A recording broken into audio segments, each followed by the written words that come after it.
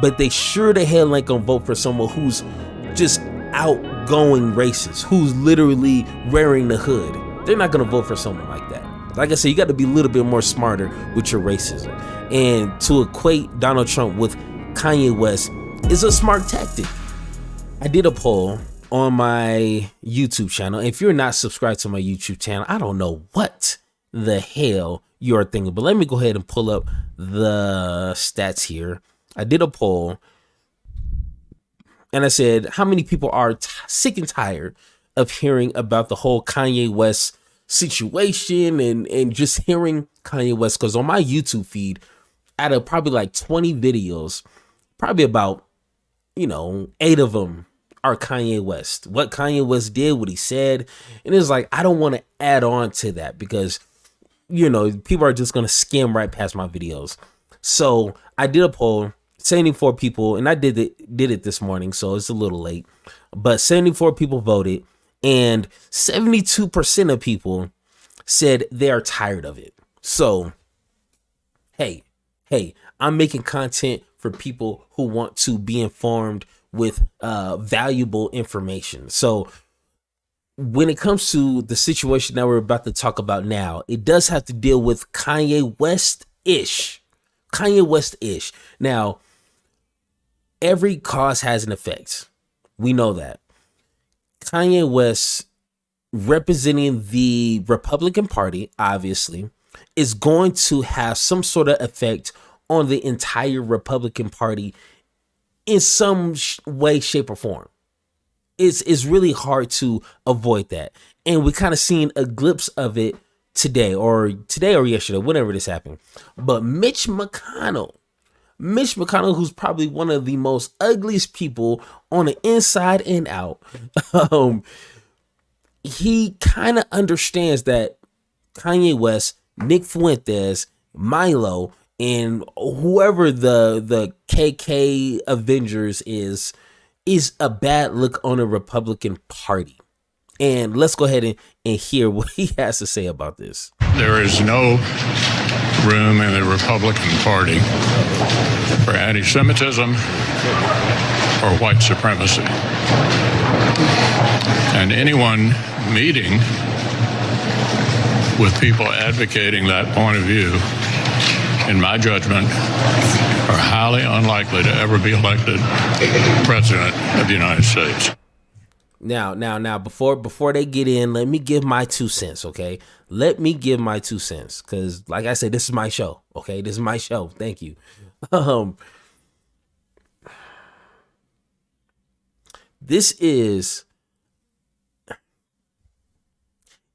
It is their way of having a reasonable excuse to sideline Donald Trump. Especially after the red wave that was supposed to happen during the midterms. It was more like a red, shower, what I'm saying? Like a light shower, what I'm saying? They know the crazy rhetoric coming from Donald Trump didn't work.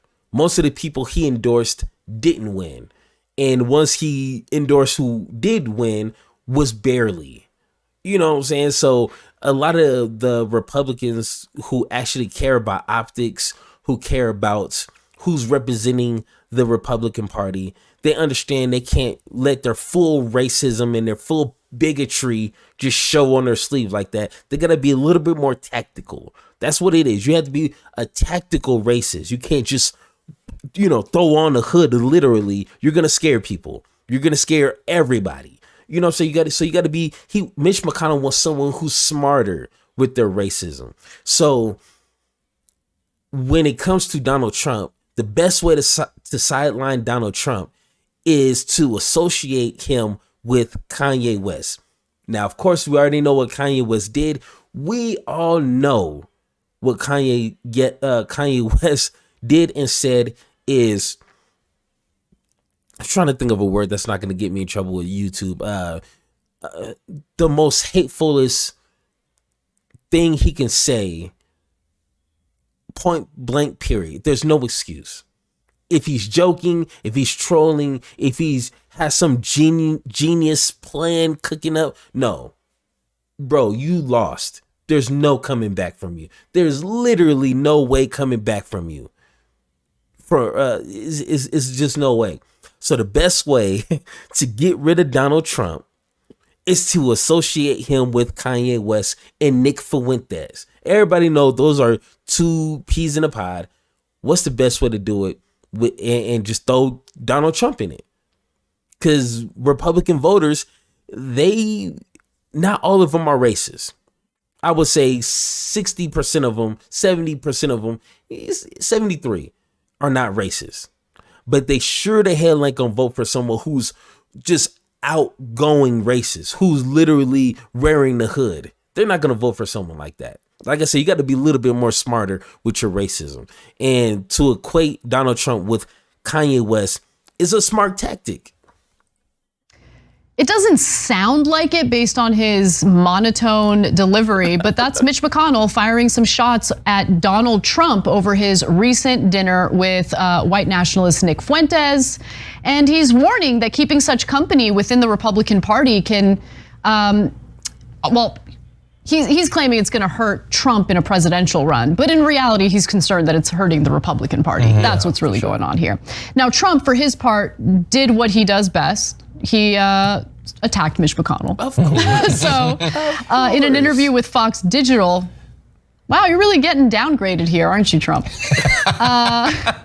called the GOP leader a loser. He says, Mitch is a loser for our nation and for the Republican Party, who would not have been reelected in Kentucky without my endorsement, which he begged me for because he was going down. His well-financed opponent had $93 million ready to spend when I drove him from 2 points down to 21 points up in a matter of Oh my God. It is more plausible to be like, oh, our dear leader, he has literally never bowled anything but a strike. Then in a couple days, he moved the polls 23 points. Okay, God. People are going to disagree with me. It's okay. You can disagree with me. You can call me names, but I'm going to stick to this point because I believe in it. In an ideal world, Donald Trump fails in his bid to become president again. And there's no chance. He'll never be president again. But he's back on Twitter as the country's top insult comic. And he's not a threat anymore because he's going to have no political power. No, I'm saying in a perfect world. What he says and does can still result in damage. It's one thing when he's insulting Mitch McConnell, when he's attacking gay people, Muslims, then it gets a little bit more damaging. But sure, if he was just attacking Mitch McConnell and Paul Ryan or whatever, Ted Cruz, fine, I'll take that.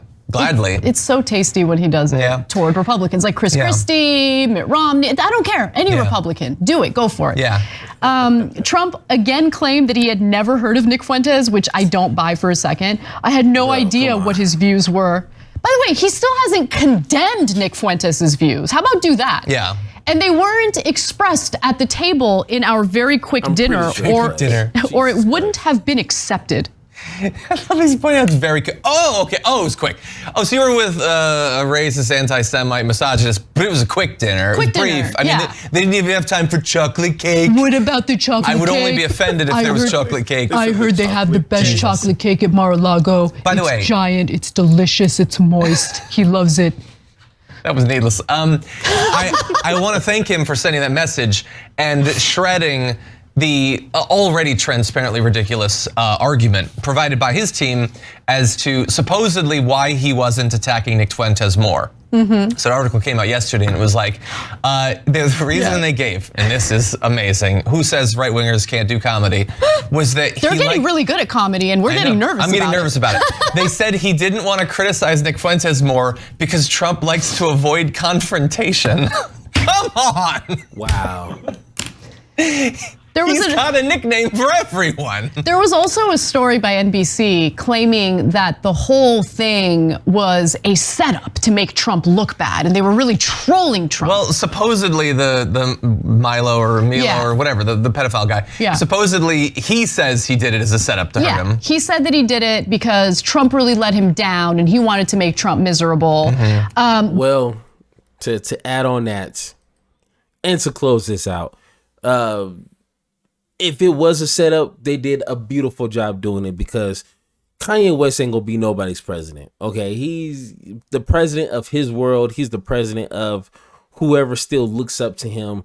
He's not gonna be president of America by any foreseeable future. Okay, and if Donald Trump cannot, which in the benefit of Democrats, it would be more beneficial for Trump to be the Republican nominee, because Trump is an idiot and he's going to fumble at the 1 yard line every single time.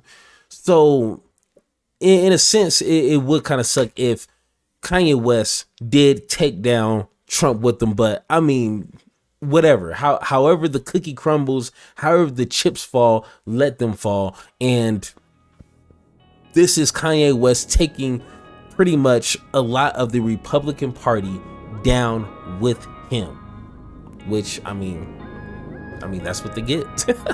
Honestly, that's what they get.